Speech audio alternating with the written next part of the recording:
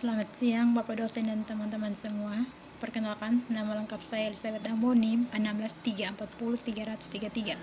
Saya akan mempresentasikan sebuah buku yang berjudul Pengetahuan Sosiologis dan Identitas Kolektif. Sosiologi muncul pada abad ke-19 sebagai studi nasional, adalah produk intelektual dan waktunya hubungan daya dan imajinasi sosial. Sebagai praktik diskursif yang terendam di metatrik modernitas, Deep-line sosiologi memiliki kapasitas yang melekat untuk membentuk spontan bersama secara sosial dan membangun identitas kolektif. Buku ini meneliti hubungan antara sosiologi dan proyek konstruksi identitas nasional dan menyajikan kritik Schoen and Eisenstadt, sosiologi Israel yang dikenal sebagai Bapak Israel Sosiologi. Pengetahuan sosiologis dan identitas kolektifikan mengajukan banding kepada mereka yang tertarik dengan ketertarikan sosiologis dan memori politik, serta dalam rekonstruksi sosiologi post-kolonial radiasi. David Sinai adalah sebuah sarjana yang bekerja di bidang sosiologis dari pengetahuan, studi memori, dan kritik post-kolonial. Dia memperoleh gelar doktoral dalam keberangkatan sejarah dan sosiologis di Konstanz Unity. Dalam kebahagiaan diri dalam tangan Israel, sosiologi akan diberikan de junior sarjana hadiah oleh de Asosiasi Sosiologis Internasional. Topik lain dari sarjana adalah meliputi interline, klasik, Yunani, filsafat. Sinai adalah juga sebuah manusia hak beridentifikasi. Tujuan buku ini adalah untuk menyajikan analisis kritis, pasca struktural dan pasca kolonial dari sosiologi Israel Eisenstadt.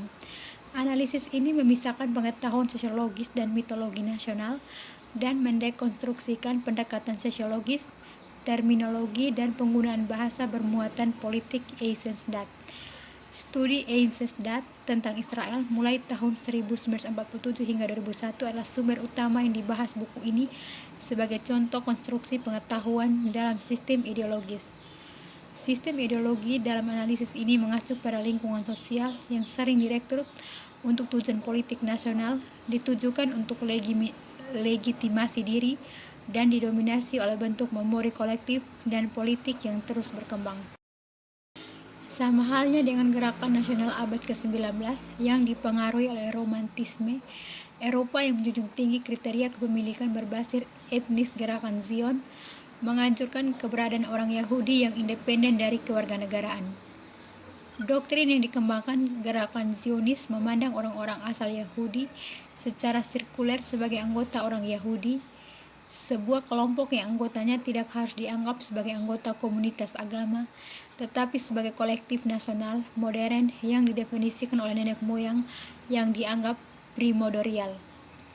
Zionisme dan program politiknya memiliki kedekatan dengan gerakan ideologi nasional abad ke-19 lainnya yang telah membentuk kerangka nasional berdasarkan anggotanya yang membayangkan diri mereka sebagai bagian dari unit nasional yang sama, sehingga menciptakan jenis identitas yang melampaui afiliasi lokal dan budaya yang berbeda. Mitos politik ini dikembangkan pada akhir abad ke-19 dan awal abad ke-20.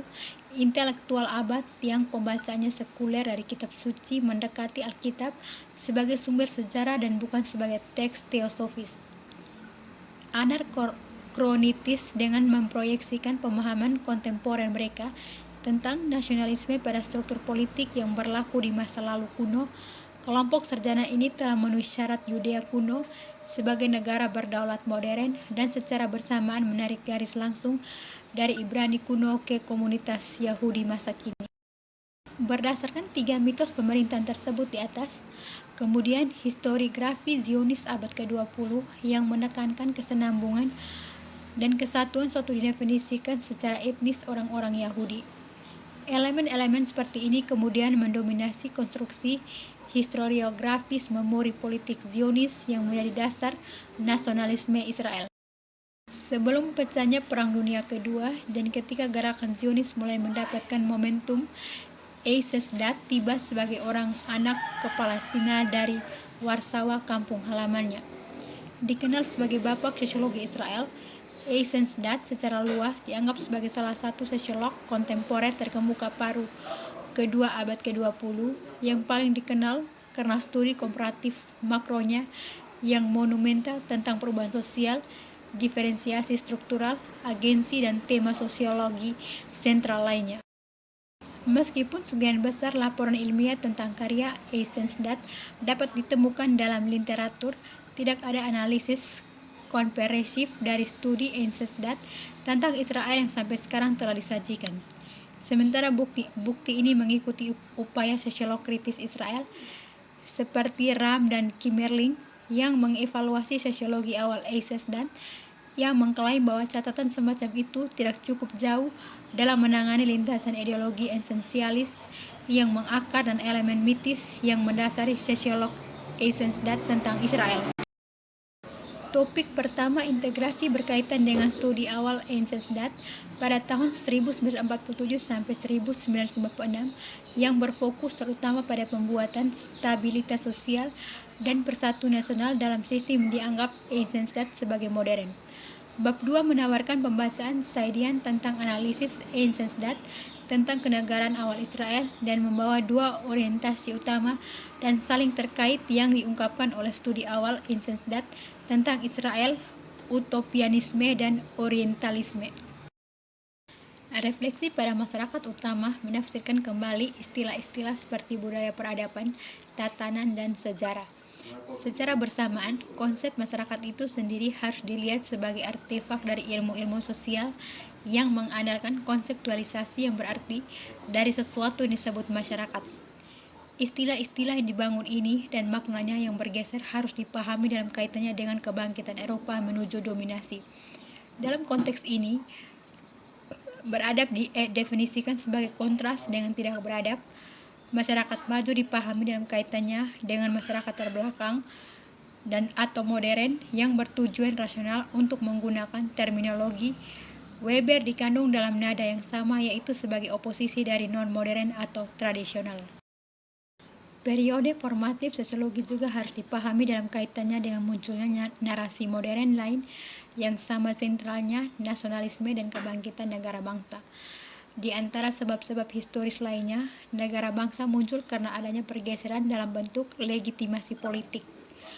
Menyusul melemahnya rezim monarki yang didasarkan pada amanda langit, karena memposisikan kehendak umum kolektif yang dikonseptualisasikan oleh Rawls dalam The Social Contract sebagai sumber legitimasi politik. Nasionalisme dimulai sebagai gerakan universal umum, memanggil populasi masyarakat untuk memerintahkan sendiri, untuk dan oleh mereka sendiri. Kebangkitan nasionalisme dan negara-negara di Eropa abad ke-19 mengharuskan penggunaan sarjana simbiosis seperti mitos, ritual, dan bahasa nasional yang melalui anggota individu dari kolektif dapat membayangkan diri mereka sebagai bagian dari kolektif nasional bangsa seperti yang dikatakan Giesen. Oleh karena itu, menjadi proyek politik yang harus dijelaskan, disarankan, dan diwujudkan secara terprogram dengan bantuan sosiologi, pedagogi, atau ilmu politik. Sosiologi seperti dalam kasus disiplin sejarah tidak hanya melibatkan tulisan diskursif dari subjek modern, tetapi juga muncul sebagai masyarakat nasional yang ujungnya adalah untuk menguasai masalah dan tantangan terkait dengan negara-negara yang baru terbentuk. Namun, nasionalisme tetap merupakan konsep yang kurang diteorikan dalam sosiologi klasik, karena gagasan tentang bangsa tertanam dalam konsep masyarakat modern atau hanya dianggap sebagai ilusi dan tidak relevan, seperti dalam kasus teori Marxis. Ilmu-ilmu sosial secara historis berkembang di bawah naungan cara modern institusi demik yang dikembangkan bisa kebangkitan negara-negara. Munculnya negara-negara juga diikuti oleh meningkatnya status intelektual yang memainkan peran penting dalam memediasi kepentingan dan logika negara bangsa.